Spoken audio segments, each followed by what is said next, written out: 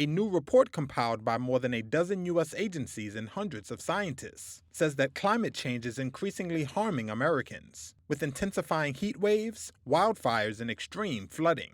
The National Climate Assessment, which is released roughly every 5 years, found that nearly every aspect of American life is under growing threat from climate change. On Tuesday, President Joe Biden said the report was the most comprehensive yet. This assessment shows us in clear scientific terms that climate change is impacting all regions, all sectors of the United States, not just some, all.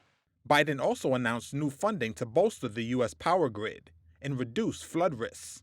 Along with this assessment, I'm announcing $6 billion in new investments from the Inflation Reduction Act and the Bipartisan Infrastructure Law to make communities across the country more resilient to climate change. Biden said that last year alone, natural disasters caused $178 billion in damages in the United States, often hitting the most vulnerable the hardest. According to the report, climate change is also increasingly imposing costs to Americans, as threats such as extreme heat push up medical bills, and as prices rise for weather-related insurance.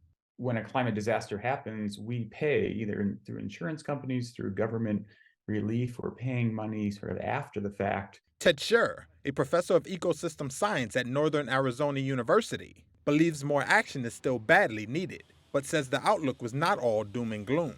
Sometimes the public focuses and hears about the climate disasters and often thinks that maybe there's not much action, but there are these bright spots. So we've, as a nation, have reduced our greenhouse gas emissions, even as our population has gone up and our economy has increased. We've been able to do that while decreasing the total amount of greenhouse gas emissions. The assessment marks the fifth such report by the U.S. government since 2000. It was the first produced since 2018, when the administration of then-President Donald Trump was dismantling rules meant to rein in climate warming emissions. Trump, who denies the science of climate change, dismissed the 2018 assessment.